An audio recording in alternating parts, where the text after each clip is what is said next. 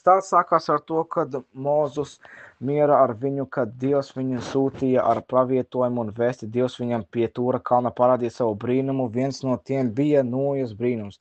Dievs teica, met to ak Mozus, tad viņš to meta un tā pārvērtās par dzīvu čūsku, kas kustējās. Toreiz tā bija neliela čūska, lai Mozus pierastu pie brīnuma un nebijās. Tas bija sagatavošanas posms, pirms viņš sastapās ar faraonu.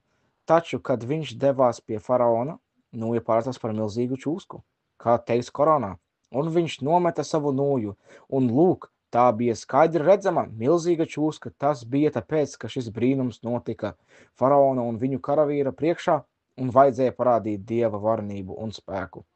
Pēc tam ir stāsts par vīru, kurš Hāruna Rašīda laikā apgalvoja, ka viņš ir Mozus.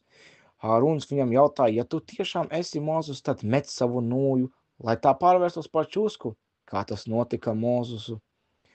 Vīrs atbildēja, tā nevar pārvērsties, līdz tu pats nesaki, es esmu jūsu visaugstākais kungs. Tad Hāruna Rašīda saprata, ka šis cilvēks ir viltus pravietis un pavēlēja viņu sodīt.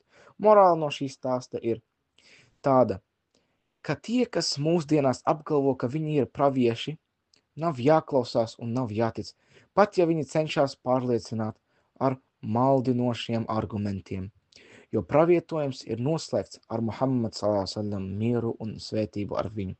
Kad viņš pats teica, pēc manis vairs nebūs pravieši.